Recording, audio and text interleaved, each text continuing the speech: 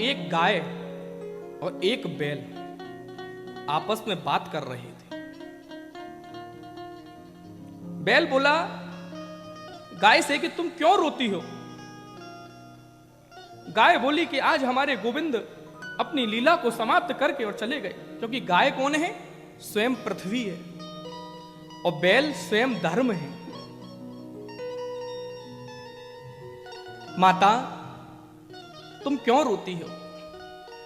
लेकिन राजा परीक्षित ने एक कौतुक देखा कि उसके 3 पैर नहीं है और 1 पैर है। सतयुग, त्रेता और द्वापर, कलयुग। 4 पैर का मतलब है सत्य, दान, दया और पवित्रता। तीनों युगों में तीनों पैर कट गए बैल के। जब राजा ने एक कौतुक और देखा, एक बड़ा सा विशाल व्यक्ति, बहुत विराट, जिसकी आंखें मोटी मोटी, हाथ बड़े बड़े, पैर बड़े बड़े, और उसके 1 पैर को काट रहा है।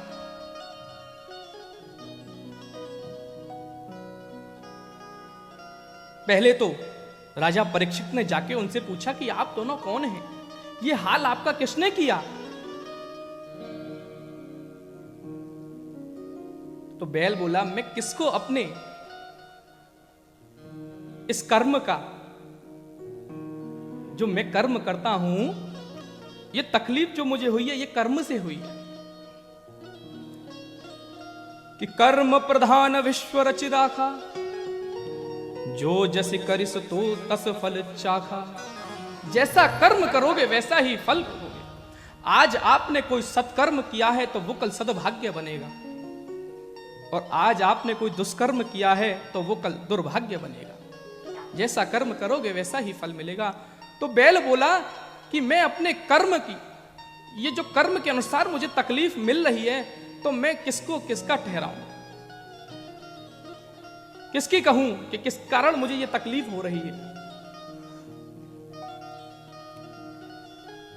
क्योंकि कर्म क्या है? देखो, आज आप सभी आराम से एसी कमरे में सोते हैं, डल्लब के गद्दों पे सोते हैं। एक किसान है जो कि अपने खेत की मिट्टी पे भी सो जाता है। कर्म वो भी करता है, कर्म आप भी करते हैं।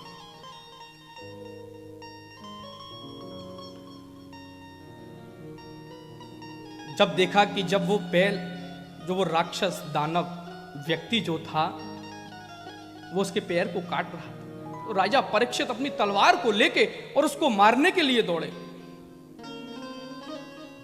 उस व्यक्ति ने देखा कि अब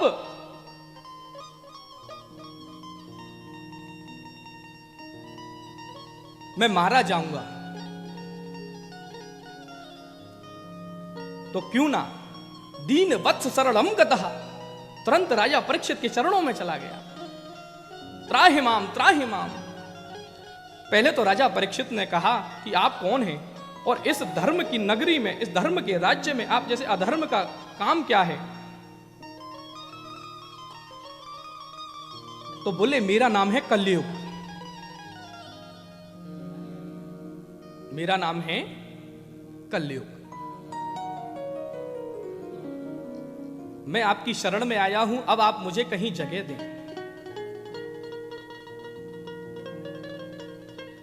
तो राजा परीक्षित ने कहा कि मेरे यहां कोई आपका काम नहीं है, लेकिन आप जब मेरी शरण में आए हैं तो मैं आपको जगह देता हूं। द्यूतम पानम स्त्रियः सूना यत्रा धर्मस् चतुर्विधः। जहां मंदिरा का पान होता हो, जहां जुआ खिलता हो, जहां पर स्त्री गमन होता हो, वहां तुम्हारा वास है। अब कलयुग बोले यहां तो मैं वास करता ही हूं, लेकिन इस राज्य में कहीं भी यह कार्य नहीं होता, तो मैं इस राज्य में कैसे रहूंगा? राजा, उस कलयुग ने सोचा कि सबसे पहले, राज्य से पहले क्यों ना राजा के ऊपर ही बैठा जाए। तो राजा से बोला मुझे एक स्थान और दें।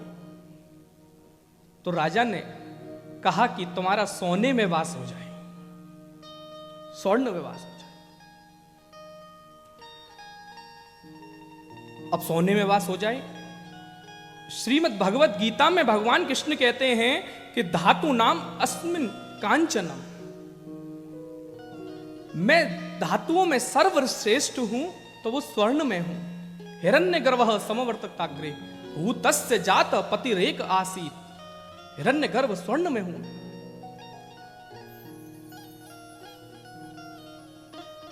भगवान ने जब कहा कि मैं स्वर्ण में ही हूं तो ये क्यों कहा?